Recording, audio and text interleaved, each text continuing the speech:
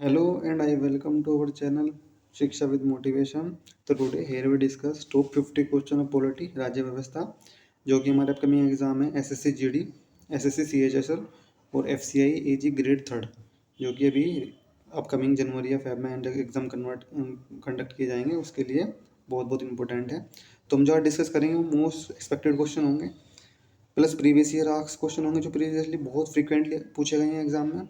और ये हमारे सेक्शन में बाइलिंगुअल होने वाला है, हिंदी और इंग्लिश दोनों में क्वेश्चन होंगे हमारे। ठीक है।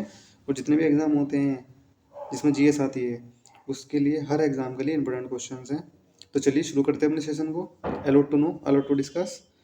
फर्स्ट क्वेश्चन है, which fundamental right can not be suspended even during an emergency.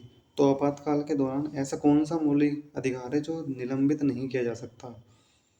तो इसका करेक्ट आंसर है हमारा D option, right to life and personal liberty, जो कि आर्टिकल 21 में आता है। और आर्टिकल 20 भी सस्पेंड नहीं हो सकता और 21 भी सस्पेंड नहीं, ये दोनों आर्टिकल सस्पेंड नहीं हो सकते हमारे इमरजेंसी में भी। और इमरजेंसी कौन से उसमें आती है हमारे पार्ट में, भाग में, तो भाग 18 पार्ट 18 में इमरजेंसी प्रोविजंस है। और कौन से आर्टिकल में नेशनल इमरजेंसी है, तो नेशनल इमरजेंसी है हमारे 352 और स्टेट इमरजेंसी है 356 आर्टिकल में। और 360 आर्टिकल में फाइनेंशियल, जो कि हमारे देश में अभी तक लगी नहीं है। स्टेट इमरजेंसी काफ़ी लग चुकी है और नेशनल इमरजेंसी हमारे अभी तक 3 बार लगी है। ठीक है। नेक्स्ट क्वेश्चन, कुछ इंपॉर्टेंट फैक्ट देख लेते हैं इससे रिलेटेड। जैसे आर्टिकल 19(1) का एक क्लोज कहता है right to freedom of speech and expression, ये भी बहुत इंपॉर्टेंट आर्टिकल है, पूछा जाता है। और आर्टिकल 25 है freedom of conscience the freedom to profess practice and propagate religion to all citizen. Article 25 religion से रिलेटेड है, जितने भी रिलीजन से रिलेटेड राइट हैं वो सारे आर्टिकल 25 के अंडर आते हैं। आर्टिकल 14 है right to equality before the laws and equal protection of law, ये आर्टिकल हमारा आता है राइट टू इक्वलिटी में, जो कि हमारे आर्टिकल 14 से 18 तक हैं। ठीक है।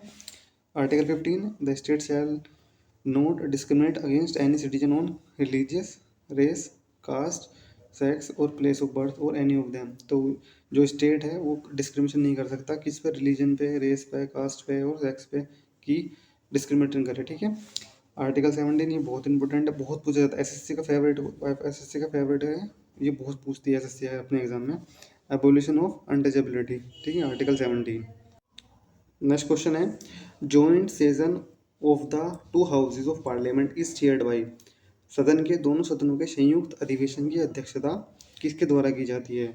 तो इसका करेक्ट आंसर हमारा option number C, that is speaker of Lok Sabha. और इसकी जो मतलब जॉइंट सिटिंग जो होती है ना वो बुलाता प्रेसिडेंट है, लेकिन जो चेयर किया जाता है, जो इसकी अध्यक्षता करते हैं वो हमारे स्पीकर करते हैं। ठीक है, ये गलत लिखा हुआ है यहाँ पे, लोकसभा के स्पीकर करते हैं, जॉइंट सिटिंग की जो अध्यक्षता करते हैं ना। नेक्स्ट है आर्टिकल 32 मतलब 32 belongs to which part of the Indian constitution. अनुच्छेद 32 भारतीय संविधान के किस भाग से संबंधित है। तो एज यू नो ये फंडामेंटल राइट है हमारा और ये पार्ट थर्ड में आता है, जो कि कहाँ से स्टार्ट है हमारे फंडामेंटल राइट, आर्टिकल 12 से आर्टिकल 35 तक हमारे फंडामेंटल राइट हैं, जो कि पार्ट थर्ड में है, पार्ट 3 में है। ठीक है। और आर्टिकल 32 में क्या है, आर्टिकल 32 में ये है अगर किसी के फंडामेंटल राइट हनन होते हैं, इट मीन्स कि उसको फंडामेंटल राइट नहीं मिल रहे हैं, तो वो सुप्रीम कोर्ट जा सकता है। ठीक है। और सुप्रीम कोर्ट की जो रेट है वो 5 रेट है। कौन कौन सी है, habeas corpus, quo warranto, mandamus, certiorari और प्रोहिबिशन, ये हमारी 5 रेट है सुप्रीम कोर्ट की, है ना। भी पूछ सकते हैं कितने रेट्स हैं, तो इंपॉर्टेंट है ये भी। नेक्स्ट क्वेश्चन है, कुछ इंपॉर्टेंट पार्ट देख लेते हैं। जैसे part first union and it's territory, article 1 to 4। Part second citizenship, article 5 to 11। Part third fundamental rights, article 12 to 35, 12 से 35। और पार्ट 4 4 तो DPSP office state policy, article 36 to 51। ठीक है, ये हमारे इंपॉर्टेंट पार्ट्स हैं कॉन्स्टिट्यूशन के, जहाँ से क्वेश्चन फ्रिक्वेंटली पूछे जाते हैं एग्जाम्स में, जैसे या वही हो रहा था वनडे एग्जाम्स में। नेक्स्ट क्वेश्चन है, motion of thanks is addressed to, धन्यवाद प्रस्ताव को संबोधित किया जाता है, तो इसका आंसर है हमारा सी, प्रेसिडेंट द्वारा। ठीक है। और article 87 provides for the special address by the president, और ये जो मोशन ऑफ थैंक्स है ये आर्टिकल 87 में है कॉन्स्टिट्यूशन के। ठीक है। नेक्स्ट है, कुछ इंपॉर्टेंट फैक्ट देख लेते हैं इससे रिलेटेड, जैसे privilege motion, it is moved by A member when he feels that A minister has committed A breach of privileges of the house. अगर किसी को ऐसा लगता है कि किसी ने प्रिविलेजेस हर्ट किए हैं, कुछ ऐसा किया हाउस में जिससे हाउस की मतलब मामलों को हाथ पहुँचाए है ना, तो उससे रिलेटेड ये है। नेक्स्ट है सेंसर मोशन, ये जब मूव किया जाता है, it move to censure the council of ministers for specific policies and actions. और नेक्स्ट है call attention motion, it is introduce in the parliament by the member to call the attention of a minister to a matter of urgent public importance. ये call of attention motion तब होता है जब कोई emergency topic हो जाए या emergency issue आ जाए, अगर उसको पार्लियामेंट में डिस्कस करना है पब्लिक इंटरेस्ट के लिए, तो जब उसको इंट्रोड्यूस करने के लिए call of motion, call attention motion को इंट्रोड्यूस करना पड़ता है, तभी वो जो इशू होता है वो डिस्कस किया जाता है इम्पोर्टेंसी के बेस पे, ठीक है। जो करंट में कुछ चीज़ हो जाए वो डिस्कस करनी है पार्लियामेंट में, तो इसके लिए होता है, ठीक है। नेक्स्ट है the procedure of impeachment of the president of India is, Bharat के राष्ट्रपति के महाभियोग की प्रक्रिया क्या है, तो इसका ऑप्शन जो है वो है क्वासी जुडिशियल प्रोसीजर, ठीक है। Option B is the correct answer. ये जो प्रोसेस होता है इम्पीचमेंट का, ये क्वासी जुडिशियल होता है। इसका मतलब ये है there must be a special majority of two third members present, मतलब टू थर्ड मेंबर प्रेजेंट हो, वोटिंग हो दोनों हाउसेज से जब इन्वेस्टिगेशन स्टार्ट होने से पहले, ठीक है, कोई सी पार्टी के द्वारा, ठीक है। नेक्स्ट है which state first adopted the Panchayati Raj in India in 1959। 1959 में भारत में सबसे पहले किस राज्य ने पंचायती राज को अपनाया था, तो ऑप्शन राजस्थान, कर्नाटका, गुजरात, पंजाब। तो इसका जो करेक्ट आंसर है वो राजस्थान है, और राजस्थान का भी नागौर डिस्ट्रिक्ट में पहली बार, ठीक है। और जैसे पता है पंचायती राज कौन सा पार्ट में, हमारे पार्ट 9 में है, ठीक है। और कौन से अमेंडमेंट से ऐड किए गए थे, ये गए थे 73rd अमेंडमेंट, ठीक है। और जो म्यूनसिपालिटीज़ है वो कौन से पार्ट में है, वो पार्ट है 9A में, ठीक है। ये 74 अमेंडमेंट से ऐड किए गए थे हमारे कॉन्स्टिट्यूशन में, ओरिजिनली नहीं थे, बाद में हमने कॉन्स्टिट्यूशन अमेंडमेंट करके संशोधन करके इनको जोड़ा है अपने संविधान में, ठीक है। नेक्स्ट है who decide whether A bill is money bill और नोट, कोई विधायक धन विधायक है या नहीं, इसका निर्णय कौन करता है, तो इसका जो करेक्ट आंसर हमारा करता है वो लोकसभा का स्पीकर, स्पीकर ऑफ लोकसभा। और मनी बिल कौन सा आर्टिकल में है, तो मनी बिल है 110, मतलब 110 आर्टिकल में मनी बिल है। और स्पीकर ऑफ लोकसभा, जो स्पीकर ऑफ लोकसभा के बारे में जो एक्सप्लेनेशन है हमारे संविधान में वो 93 में है, ठीक है। लोकसभा के स्पीकर का जो है आर्टिकल 93 है। नेक्स्ट है who propose the preamble before the drafting committee of the constitution, संविधान की प्रारूप समिति के समक्ष प्रस्तावना किसने थोपी, तो इसका जो करेक्ट आंसर है वो हमारा है जवाहरलाल नेहरू। जो ये प्रपोज किया गया था प्रेम्बल को, वो जवाहरलाल नेहरू के द्वारा किया गया था। और जो हमारी प्रेम्बल है, प्रस्तावना जो है हमारे संविधान की, वो ऑब्जेक्टिव रेजोल्यूशन के बेस पे है, मतलब जो जवाहरलाल नेहरू जी ने ऑब्जेक्टिव रेजोल्यूशन पेश किया था उसी के बेस पे है। कुछ और इम्पोर्टेंट कॉम्पोजिशन देख लेते हैं। सच्चिदानंद सिन्हा जी हमारे इंटर्म प्रेसिडेंट थे, ठीक है, अस्थायी सदस्य थे। और डॉक्टर राजेंद्र प्रसाद हमारे प्रेसिडेंट थे। और हरेंद्र कोमर मुखर्जी हमारे वाइस प्रेसिडेंट थे। और B.N. राव हमारे कॉन्स्टिट्यूशनल एडवाइज़र थे, सलाहकार।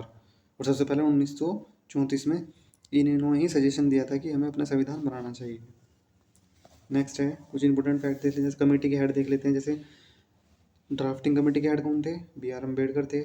यूनियन कॉन्स्टिट्यूशन कमेटी के हेड कौन थे, जवाहरलाल नेहरू थे। यूनियन पावर कमेटी के हेड कौन थे, जवाहरलाल नेहरू थे ये भी। स्टेट कमेटी के हेड कौन थे, ये भी जवाहरलाल नेहरू थे। और स्टीयरिंग कमेटी के जो हेड थे वो राजेंद्र प्रसाद जी थे।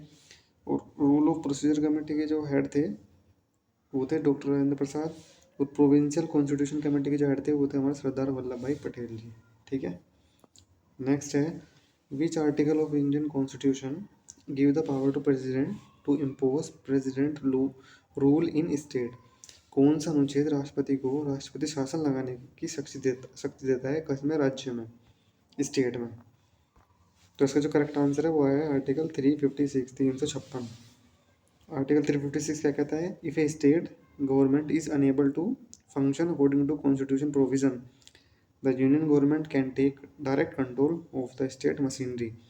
अगर जो राज्यपाल जो होता है स्टेट में, उसको लगता है कि स्टेट गवर्नमेंट सही से शासन नहीं कर रही है, मतलब सही से चीज़ें को ऑपरेट नहीं कर रही है, तो वो स्टेट प्रेसिडेंट को बोलेगा कि स्टेट गवर्नमेंट सही से काम नहीं कर रही है, तो फिर स्टेट गवर्नमेंट को स्थगित करके central government president rule apply कर देगी स्टेट में।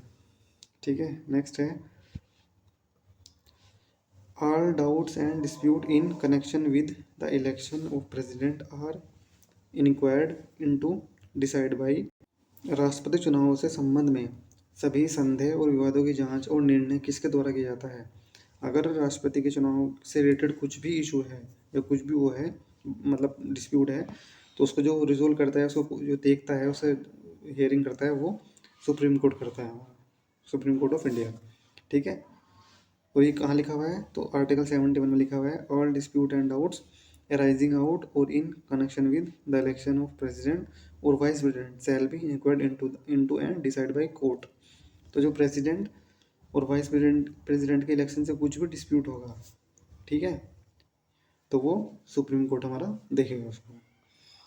नेक्स्ट है who called the Indian federalism as cooperative federalism. भारतीय संघवाद को सहकारी संघवाद किसने कहा था? तो ये जो स्टेटमेंट थी किसकी थी ये?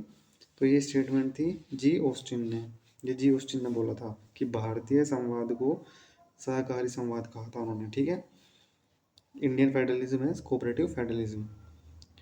नेक्स्ट है who was the president of India at the time of emergency in 1975। तो 1975 में जब इमरजेंसी लगी थी, तो उस टाइम के समय भारत के प्रधानमंत्री राष्ट्रपति कौन थे? तो उस टाइम पर राष्ट्रपति थे हमारे फखरुद्दीन अली अहमद। ठीक है, और ये लास्ट इमरजेंसी थी, इसके बाद हमारे देश में कभी इमरजेंसी नहीं लगी, ये थर्ड टाइम लगी थी। ठीक है, नेक्स्ट है the minimum age limit for membership of the legislative council is. Vidhan Parishad की अध्यक्षता के लिए न्यूनतम आयु सीमा क्या है? तो इसका जो करेक्ट आंसर है वो हमारा 30 है, 30 ईयर्स। ठीक है, कुछ और एज लिमिट देख लेते हैं जो जितने भी कॉन्स्टिट्यूशन पोस्ट है उनके लिए बहुत इंपॉर्टेंट है। जैसे प्रेसिडेंट के लिए 35 होना चाहिए, वाइस प्रेसिडेंट के लिए भी 35 होना चाहिए, चीफ जस्टिस ऑफ इंडिया के लिए कोई लिमिट नहीं है एज की, वो सीनियर प्रोसेस चलता है, जो सीनियर मोस्ट जज होता है सुप्रीम कोर्ट का वो अपॉइंट होता है।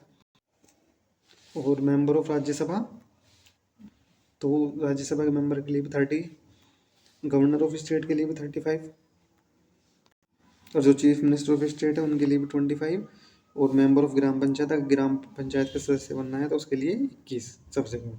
ठीक है, और वोट डालने के लिए 18। ठीक है, नेक्स्ट है president of India belongs to which of the following. भारत के राष्ट्रपति निम्नलिखित में से किससे संबंधित हैं?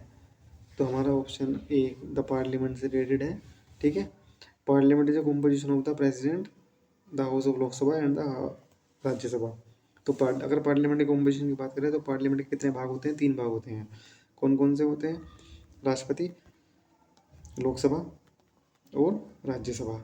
ठीक है, और इन तीनों का आर्टिकल क्या है? 79, 80 और 81। ये इन तीनों के आर्टिकल हैं जो जिसमें लिखा है पार्लियामेंट, लोकसभा और राज्यसभा। नेक्स्ट है which of the following provisions need a special majority in parliament. तो निम्नलिखित में से किस प्रावधान के लिए संसद में विशेष बहुमत की आवश्यकता होती है?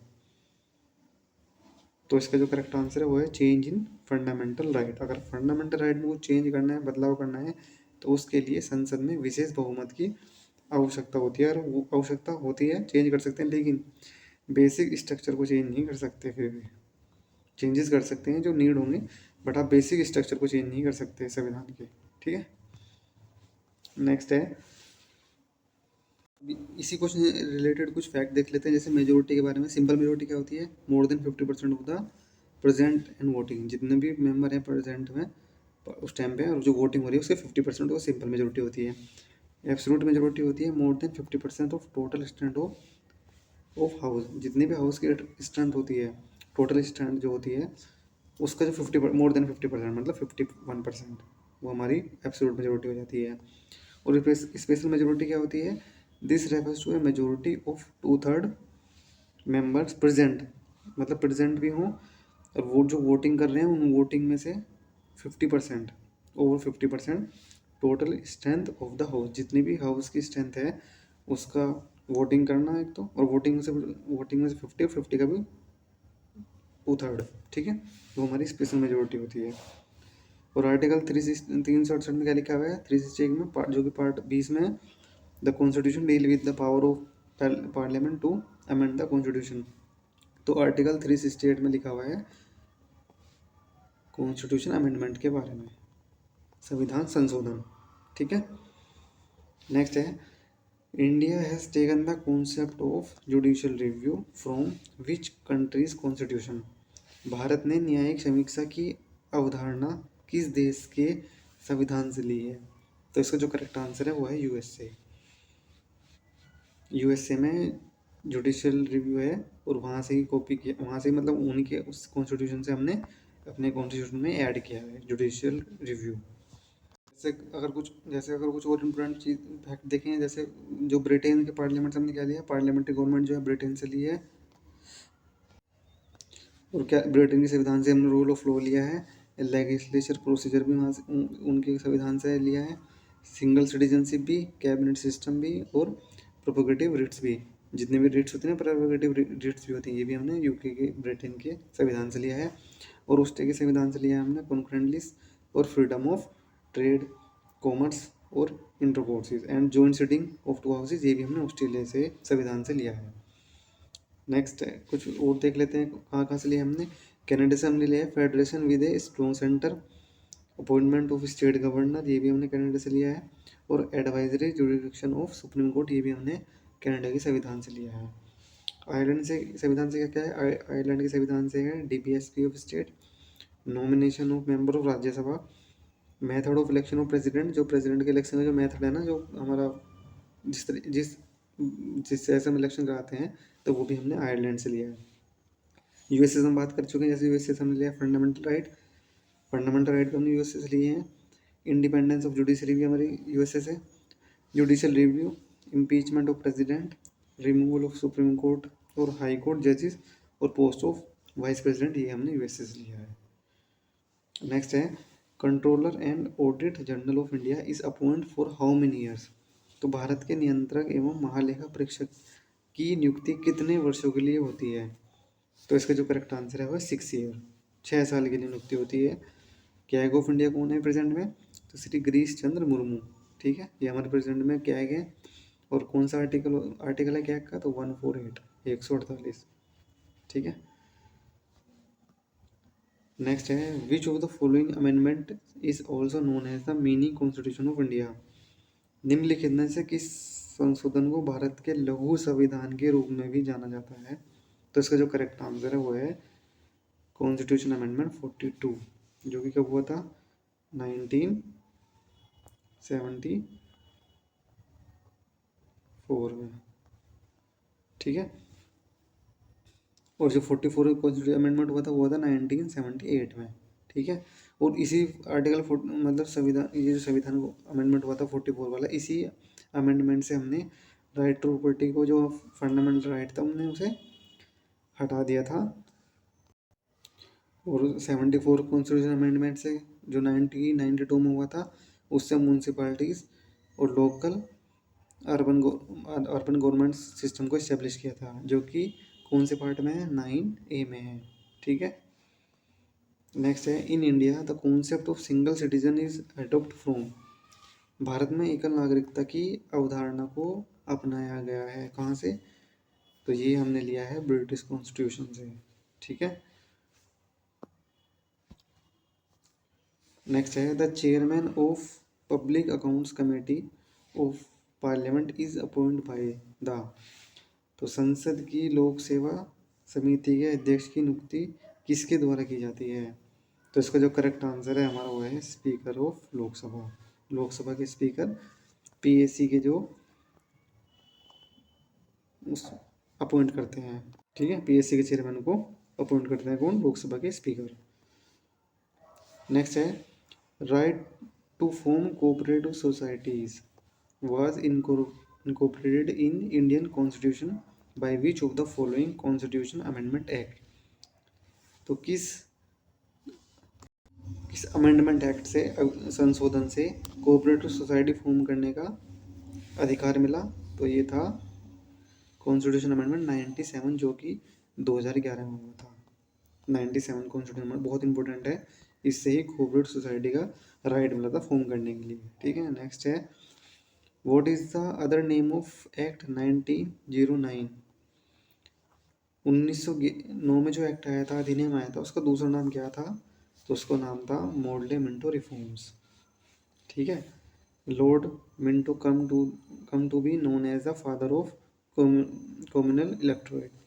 इनके ही टाइम पे जो कम्युनल इलेक्शन हुए थे हमारे यहाँ पे इंडिया में पहली बार, वो मिंटो के ही टाइम पे हुए थे। मिंटो हमारे लॉर्ड वाइस रॉय थे।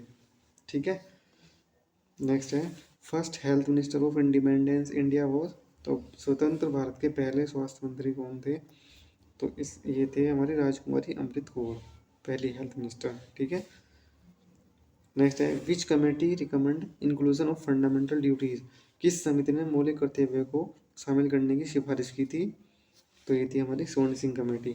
ठीक है, और Radha Krishna related to university education, जो राधा कृष्ण जी थे वो हमारे यूनिवर्सिटी एजुकेशन की जो कमेटी थी उससे रिलेटेड थे, और बलवंत राय मेहता जी थे, वो पंचायती राज कमेटी जो बनी थी रिकमेंडेशन के लिए, उसके हेड थे। Next question, which of the following are the powers of the supreme court? निम्नलिखित में से कौन सी सर्वोच्च न्यायालय की शक्तियां हैं? तो ये सभी हैं original and appellate jurisdiction, appointment of ad hoc जज, जुडिशियल रिव्यू भी कर सकता है, तो सारी तीनों की तीनों हैं। ठीक है, आर्टिकल 124 124 सुप्रीम कोर्ट डिस्टेब्लिशमेंट की बात करता है, और article 131 the original jurisdiction of supreme court is authorise, और आर्टिकल 131 में सुप्रीम कोर्ट का जो ओरिजिनल जुरिडिक्शन है उसकी बात करता है। ठीक है, नेक्स्ट है which of the following are fundamental duties? निम्नलिखित में से कौन सी मौलिक कर्तव्य है? Safeguard of public property, protection of the sovereignty integrity and unity of India, developing scientific temper and humanism. तो सारी की सारी हमारी फंडामेंटल ड्यूटीज़ हैं, और फंडामेंटल ड्यूटीज़ कहाँ पे हैं? Part 4A। ठीक है, और कितनी है टोटल? 11 हैं। ठीक है, 11 हैं, और पार्ट 4A में है। ठीक है, और आर्टिकल कौन सा है? 51A। ठीक है, आर्टिकल 51A पार्ट 4A, और total 11। Which of the following article of constitution is directed to establish uniform civil code? संविधान के निम्नलिखित में से किस अनुच्छेद में समान नागरिक संहिता स्थापित करने का निर्देश दिया गया है? तो यह आर्टिकल 44, और ये सिर्फ हमारे गोवा में इनेक्टेड है, मतलब गोवा में एक्टिव है। सिर्फ इंडिया के एक राज्य है जहाँ पे आर्टिकल 44 लागू है, वो है गोवा।